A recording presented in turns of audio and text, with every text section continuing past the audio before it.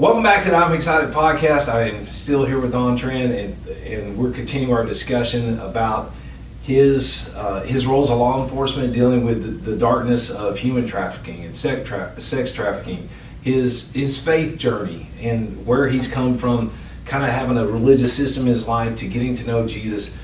We're talking about all sorts of, we're kind of bouncing back and forth, and this has been a powerful discussion so far, so we'll keep going from here. Thank you for tuning in.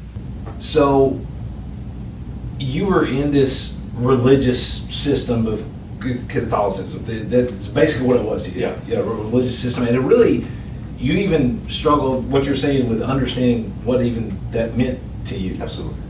So your wife comes along, and she already had faith. Correct. She didn't grow up in faith, but she found faith. She found faith. Mm-hmm. And so how does she help you get to know Jesus himself?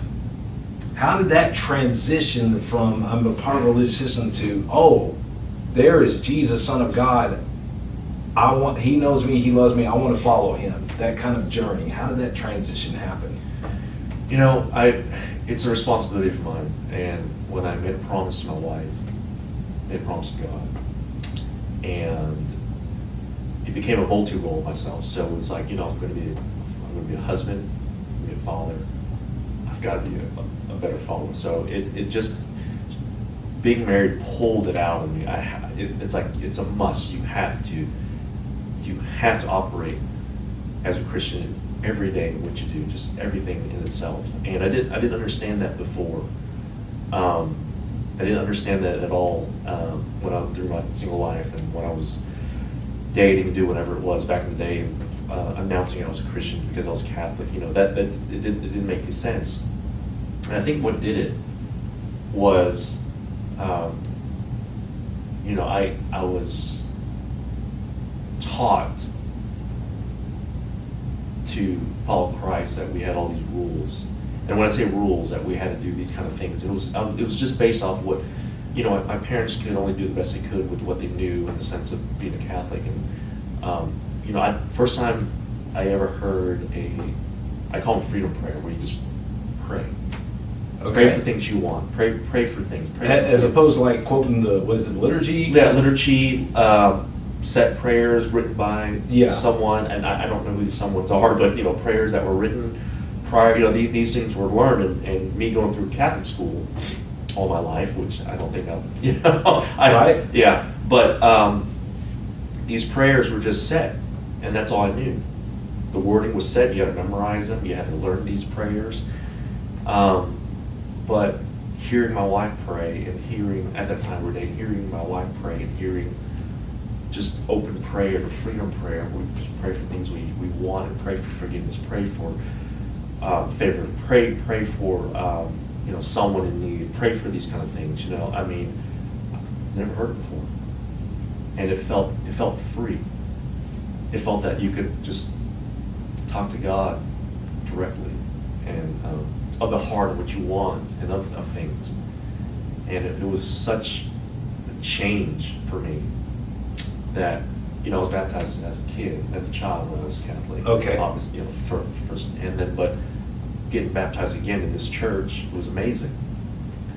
And being part of this family and knowing that. So it kind of made me enhance my duty in the sense of doing my job much more of what it is, because it wasn't just seeking right. It wasn't seeking right for the one that's for the victims. It was we're fighting evilness on this world. We're fighting evilness from the world. We're fighting all forms, all kinds of forms. And me as a person, flesh, body, you know, yes, I could do the arresting of the human, but, you know, we're not, you know, just like the plane ride I told you, or the plane. It just felt, you know, kind of like, you know, God gave me the power to say, hey, you know what, your thought, your wickedness, your evilness, it's done. It's over. You know, and just, I'm sorry, I'm getting lost in No, that's fine. So you discovered freedom prayer, which is something like, I love the way you say that, and that you can just freely express your heart to God. And I encourage you, if you've never done it before, understand God is our Father. We are His sons and daughters. Every loving father worth his salt wants his children to talk to Him. Yes. And so as God's son, you can talk to the creator of the universe directly. I can talk to Him directly. Now, we don't want to go before Him haughty, arrogantly,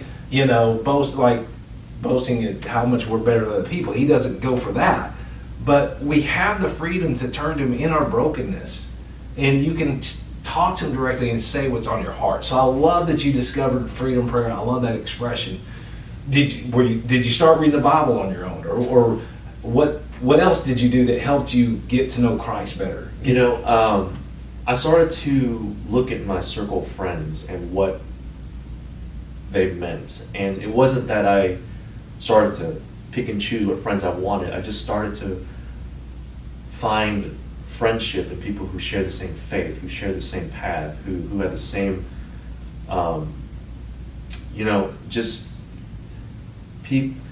I surround myself with the right people versus the wrong people. And not to say that the people that in my past, I'm grateful that they were part of my life and we enjoyed times, but some of them were non-believers, and some of them, they partook in other things that we find favorable. They might have had different, multiple marriages, things of those nature, that we would think that, okay, well,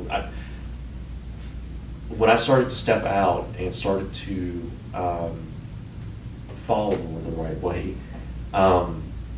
some of these friends found it kind of unfavorable, like with Don's change, or Don's kind of become this, and and all these kind of things. And like, you know what? Yes, I am. You still want to hang out, you would follow me too, or you would follow Christ too. But if you don't, then that's okay. I'll pray for you, and I'll make sure that, and things like that. So,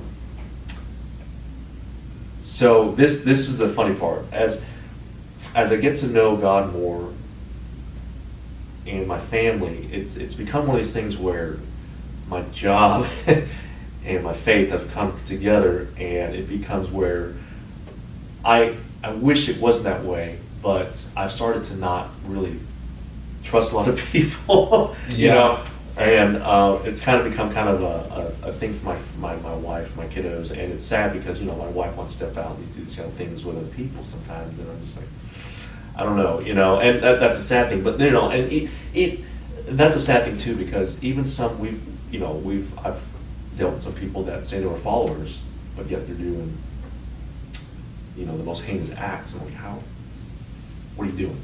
Right. So I imagine you've dealt with people who claim to have faith, claim to be walking with Jesus, but they were absolutely involved in the trafficking or the predating. Partaken in some of that in some form or fashion, that they've been part of this, or they've been implicated that they're part of this kind of thing. It's interviewed those folks as well, and they too have said evilness, and who knew better, who definitely knew better. They would say, I think something came over me, and said, yeah, I'll pray for you too, but I'm sorry, yeah. But go ahead. I want to ask you this, because it may be a burning question on some parents' minds. It's like, if they're in a situation, they're out and switching gears a little bit here, they're out in public, they're with their child, they lose track of their child for a moment, and then they're struggling, they can't find their child. If you think your child might have been taken by somebody, what do you do? Or what? Yeah, is it immediately call 911? Is it? Oh, absolutely. Call police. Let them know what's going on. Put it out as fast as you can. Every situation is different, but if you're inside a grocery store, if you're inside some places, obviously there's cameras everywhere. There's get with the management of that facility. Make sure that advise them, hey, my child's been lost. In the interim, if they've called 911, the police are coming. Make sure that all the personnel that work at that location are aware that my child's wearing this. This is my child's first name.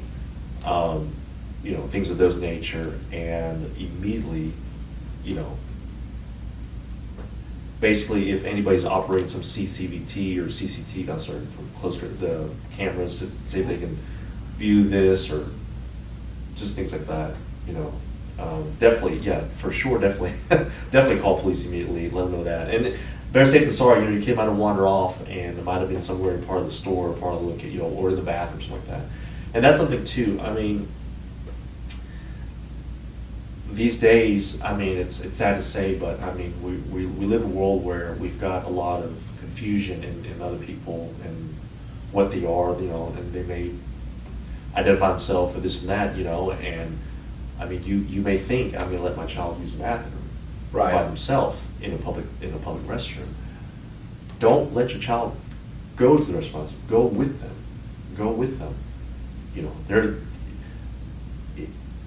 where darkness could be, it could be there. It could be in that public restroom. It could be there. It could, you know, it could be there. So that's something I want to implore for parents. Make sure if you're gonna let your child use the restroom, don't just let your child use the restroom. I can't tell you, I've been to restaurants where I've seen a child come out of the bathroom by themselves. And it's like, their parents not with them. Why are their parents not with them at a restaurant? You know, the only safe place a child is with you. That Yeah. is the safest place a child is with their parents in a public space, not anywhere else. So, Okay. I want to touch on something that you were touching on earlier a minute ago. So, yeah, you're seeing people of all different walks of life, and they're doing this darkness. So, it's got to bring trust issues. absolutely. It's got to bring this paranoia almost when you're on the front lines as you are.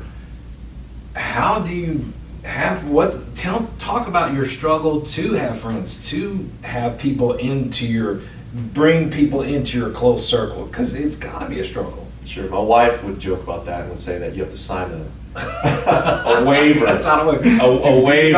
I mean, you know, I need a waiver from you too. You just Yeah. you know, just say hi to my kids. You know, you might need Yeah. a waiver to do that. It's been hard. My wife understands exactly what it is that I have to struggle through, and even here in this church sometimes, you know, I believe everybody has good intentions to be here, but then again, we hear stories and we've read things that things can happen in the situations. Absolutely, there's a trust issue. I'm the first to admit I do have trust issues. I'm a friendly guy. I'm absolutely. Once you're in the circle you're in, I mean, you're in the club. But yeah, absolutely. You know, I feel that it's caused a problem, you know, with my family itself of what I think, and you know, I'm just too into this as far as that. But I mean, for the sake of the safety of my family, and the sake of them, and the safety and sanity of them, I mean, there's no risk greater to take. I'm not taking any risk at all. You know, when the kids get up and go to college, I mean, hopefully by then I've instilled them enough knowledge that I know for them to be self-aware more. I mean, just like I mentioned earlier, my daughter at 7 has already known this doesn't look right. Think about what that will look like, you know, and she gets older with me, having an open conversation with her about certain things that I've learned to look out for, and in people themselves, you know, what are these clues, and I think that'll make her a good, safe, responsible person to be able to operate the world by herself.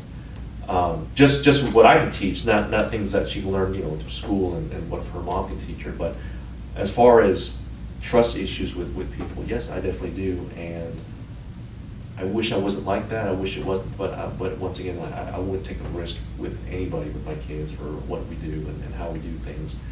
And like I said, the social circle we have, it's very small, you know, and I think our friends joke about, they say, you know, we're really thankful that we made it, you know, we're in a club, you know, and I said, yeah, absolutely, you know, you get all of me now, you know, that kind of thing, you know, but, and, you know, and I always tell my wife, you know, we're not, social media has done quite a bit of harm more than helped our society. I think we've just allowed this open window to our life, you know, things of our life, clues, things that are, you know, that you think you're it's just an innocent video, but pictures on a mantle, you know, things in your home, things like that, you know, you don't know who's looking at these things. You don't know who's viewing these kind of things. You don't know what information that people need from them just to build some kind of rapport with you, because they can say, oh, you went to UCLA, you graduated in 98, well, so did I, or things like that. It's crazy what information that we're just freely given to the public that gives a glimpse. Like I said, it's a big open window to our personal life that we're putting out there, that people will take advantage of, that people will use. Do you want to take the risk of having people to know these things about your kids? What school they go to, just like these photos of my daughter's first day of school. You're putting everything out there, first, last name, grade, teacher, what school. That's enough information for anybody to learn anything about they want to know about your kid.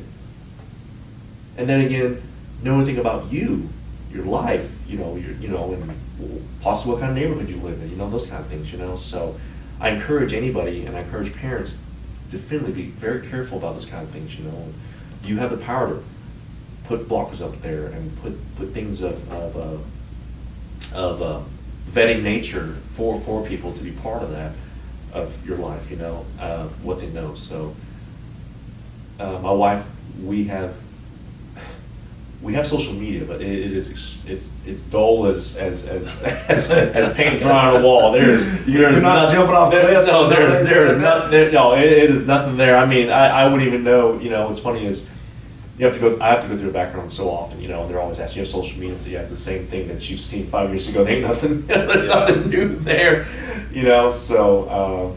But yeah, just be careful. It's there. But yes, as far as friends and trust circles and social circles, yeah, it's a struggle. It's a struggle. Yeah, it's genuine.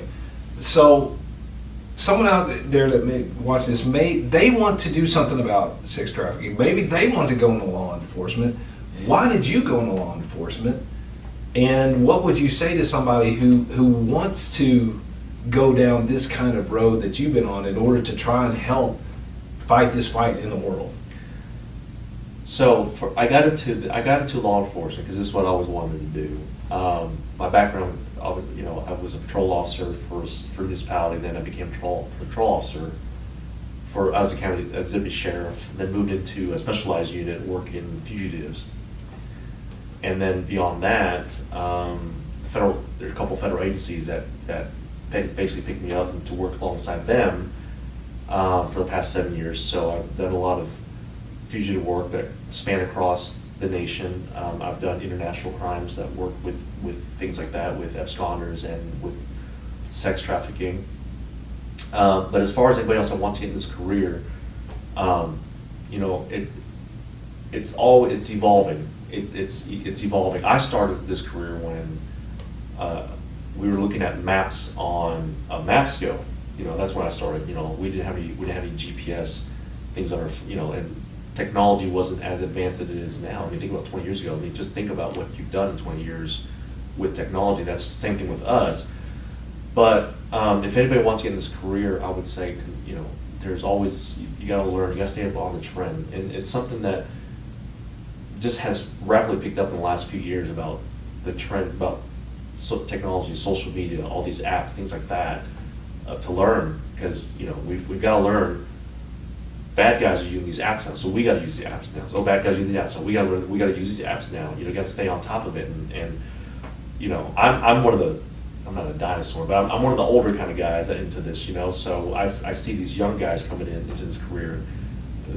They can run circles around me with what they learn with just their social media knowledge of that, and think about that. Once you add their law enforcement background with that is that is awesome for them to do that. And like I said, they're already on top of it. But for anybody getting this career, I would say hold fast to your faith, hold fast to your families, pray every day, just utilize the gifts that God has given you, utilize the love for Him, and then you can do this job honorably, respectfully, and you'll come out of this feeling good. Because I know some officers that are downtrodden, they hate the career. There was a part of my life before I came to Christ where I hated this career. I hated it. I didn't feel there's a purpose. There's a purpose for the body to get the bad guy. There's a purpose for that. But to know that you're doing the Lord's work in conjunction with law enforcement, that's a feeling that I don't think anybody can ever feel. You overcome evilness. You won. You're You're not just taking the bad guy off the street, you're actually winning against, the evilness, you're winning against his oppression, you're doing that. So if you're into this and you want to do this, I would say pray about it, make sure that this is what you want to do, because the world's, it's evil. It really is, and it has a great way of disguising itself. It has a great way of infiltrating things that you would never believe. Like I said, like my daughter's app just got into an innocent video game, and it's there. Restroom at the church, it's there. In the congregation, it's sitting there. It's just we. Yeah. No, we could go on a lot about this. And but what about the rest of us? I'm 53, whatever. I can't go into law enforcement now, and it's just not going to happen. But for those of us outside of that, what can we do to help fight this fight?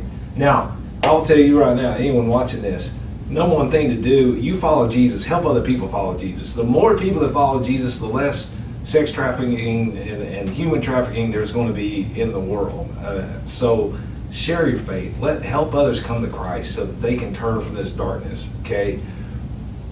So that being the number one thing. Number two, what can we do to help the situation? Well, strength in numbers, I say that quite a bit, and what that really means is that we have to think together, not for ourselves, but as for society. If we want something to stop, if we want things to cease, we need to act together. We need to be a voice, we need to be unified in a lot of different things. I mean, we're combating something together. And if we parents, we don't have to parent similarly, we don't have to parent the same. We don't have to parent, we could, one family could like chocolate, we could eat vanilla. We could like our own different things, but we want safety for our kids.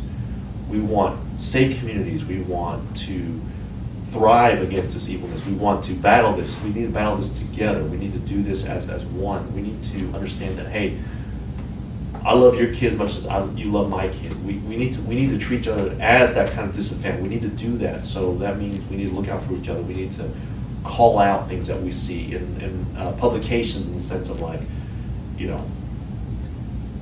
they say, we see something, say something. We need to do that. I mean, even not, you don't have to be a parent. You could be somebody just knowing better. Just something doesn't look right, and it's okay if you call it out, and it won't be there. It's better to just call it out than not. Better to call it out than not being what it is, and not calling out and it is what it is. And just once again, just for mankind, just for humanity, just for mankind, just be unified in the idea. Look out for each other. We're so close-minded. We just care about ourselves, and we don't really take time to just kind of look around the area, because we all can help each other, help law enforcement with that. Bring about things like that. Bring about things that and we often say, that's their business. That's not our problem, or things like that. No, it is because what we're doing is exacerbating the situation. We're not helping the situation. We're not stopping it. We're just allowing it to kind of thrive, even if it's dormant. We're just letting it sit. No, call it out to the light. Let it be there, and once it's there, and we can deal with it then. Like I said, if we educate our kids about signs in school, we see kids being pulled away from activities. We see kids are recluse. We see kids that are not really social. And I would say social in the sense, we got to be on, that we're not, just human nature. We're not having conversations. We're not saying hi. We're not being courteous. Things like that. Have our kids who are believers, who have kids call out and say, hey, reach out to them, say what's going on, and come back and tell parents, hey, I think so-and-so, or Johnny so-and-so, or Susie so-and-so might be having some problems at school. Bring that out. And I don't fault a parent for bringing that out first, and if the kid has some kind of social need, that's fine, but, yeah. So, work together, be observant, be vocalize concerns, talk about warning signs, experiment, and, for people to hear that, oh, whoa, your daughter, you're in this, and you're not a 7-year-old app and got approached. It's got, it snuck past you a little bit, but you were able to correct it. But then that means how much more, can my child get into something like that? Oh yeah, something like that, like me being so vetted into this realm, even not, that was an oopsie, not knowing that, hey, an open communication line could be available on this app, that's it. Just pay attention to what the kids are doing, and that made me better. So if my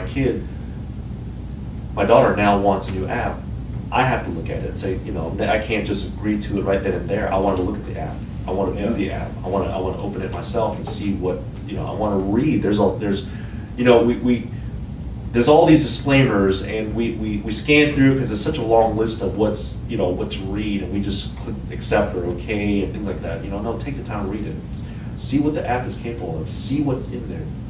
See what they're selling. See what kind of information that whoever created this app is giving to the public, that's accessible to the public. And if it's that, do you really want it? Is really that? Does that app really matter that bad to know that your information is being given to somebody else or sold to somebody else or an affiliate or things like that? Things like that. I wish. Like I said, once again, my daughter knew immediately, hey, something's wrong. I'm not going to communicate. I'm going to give this to my dad. So she brought it straight to me, and I was like, nope, pull this app on. We're going to change everything up. We're going to put all these block. I was like, sorry, honey, if it's a little more boring than what it's supposed to be, but this is where it's at. Yeah. That's tough conversations. The funny thing is, I have this imagery of you like being on an iPad playing Princess Fairy or something like that, and your daughter's like, Dad, can I play now? And you're like, oh no, I'm checking the safety. I really want to see if this is safe or not. And you're actually wrapped up in the game. That's what I can envision. And that's really what happened. That's really what happened. It's like, I need to look at this, and give me a couple days of research to this. Yeah. And, then I got to go back to my work computer, look, and see what see the back on. Okay, yep, it's safe. Yep, it's yep. So one more subject I wanted to get into, and that is the subject of pornography. With your knowledge, how our society tends to downplay it. It's not a big deal. Even the way we're now going out in public, like on the beach, women wearing thong bikinis or whatever you want to call it, and all that. The nudity is getting more and more prevalent. We think it's not a big deal, but what role does pornography play in the formation of predators? What role is it playing in fueling the money that generates that helps this industry thrive? It's a gateway. It's a 100% gateway to all listed things. Everything you can think of, it really is a gateway. It's a shame that we've normalized it. We've created this okayness to it. We've given it freely. And that's the thing that I was touch base earlier about the apps and things that we can search and scroll and look at what's on our phones. It's so available. This will predate me in a sense. Back in the day where you see these truck stops and you had all these adult stores, Right. around the highway. And, I remember being a kid looking at them and I was like, what are these stores? And my parents were like, those are naughty stores. We don't ever stop those stores, whatever it is. And I remember driving back from where our vacation was and road trip, and we'd see people get out there. I said, look, Dad, look at all these naughty men. And I was, 6 or 7, look at all these naughty men, going in there. It's a little despicable. And then just think about back in the day where if you wanted a magazine, and they had adult magazines back then, they're covered, and if you asked for one, it's a little bit shameful, but we've taken it away. We've taken the shameness away. We can do it at the price of our own home now. We can look at our fingertips as much as we want. I'm not a narcotics officer. I don't claim to be one, but I always know, and I've worked cases alongside with other entities and that kind of disciplinary. And what it is once this, forgive me, once this traditional thing becomes not enough, they move on to the next. Then they'll move on, you can use your imagination, moves on to something else, something a little more riskier, something more a little risque, something a little more indulgent. It might be foreign, to them. Might, just, you're saying pornography might be, I'm not going to use the word traditional pornography, but it could be man and woman. Then it becomes woman and woman, then it becomes man and two. It escalates, it gets into something else, then, okay, we're moving from adults. Now we're going to look into adults that looks like children. And then once that gets too boring, guess what happens? Then we'll get into things like that. You start at a certain level of darkness and you get numb to it, so you start diving into deeper and deeper darkness, and that cycle of, I'm used to this now, I need something else because it's not doing whatever it was to me before. So just like a drug user, they may have an entry, like I said, an entry kind of drug, and then when that kind of high isn't as high, they'll up the dose, or they'll go on to something else, or they'll start mixing, they'll start doing other things with other narcotics, they'll start adding this to it, or whatever it is, just to get a different feeling, and then they'll like that for a period of time, and then they'll start doing that. And once that becomes addictive, their addictive nature, they need to have it, they need it, then they'll start going into the whole, well, you know what, I'm tired of watching, maybe I need to start getting into that things myself. And that's when you start finding them looking at ads, and they'll start looking into things where they start actually purchasing. I'm not trying to be vulgar, but that's when they start going into things where they start partaking as a customer, as far as partaking in those kind of things. And once that's been established and that's kind of been satisfied, then they'll start looking into other things. It's the evil curiosity, and it's evil curiosity that gets them there. And the sad part is, if they knew Christ, if they knew the fear, if they had a sense of, I may use the wrong word, but they're the wrongdoing that they know. If they knew there was a punishment for it, in the sense of, like, they knew what they were doing for themselves. I mean, the punishment for the law, I mean, I think they're really well aware, okay, I'm doing something legal. But to not have the guide of being a Christian, not have the guide of Christ to get into that, and to not fear that, hey, there's a punishment of this at the end of my life. If you don't know that, and it's not guiding you. So that's where I'm at with that. Is that making sense? Yes. Okay. Yes, So if they're not guided by it, if they're not guided by the Lord, then yes, they go to some dark places. Okay. And yeah. So I will close with this. This has been, I've loved talking to you. I've loved hearing, I mean, not that we love the subject matter, okay, but just hearing you talk about these things, to me, is very powerful. And I want to leave the floor with you on this one. Someone out there, they haven't committed to follow Jesus. They don't really know Jesus. Or they've done terrible darknesses. We read about people who've done it, and yet they've turned their lives around. What would you tell them? What do you want to tell them about Jesus and why they should follow them? Why they should follow Jesus? it is a true guide in a sense of why you're here. It's a true guide of who you are. It's a true guide of the existence of yourself. If you don't have Christ, you're going to be, for myself, I was lost, truly lost for years.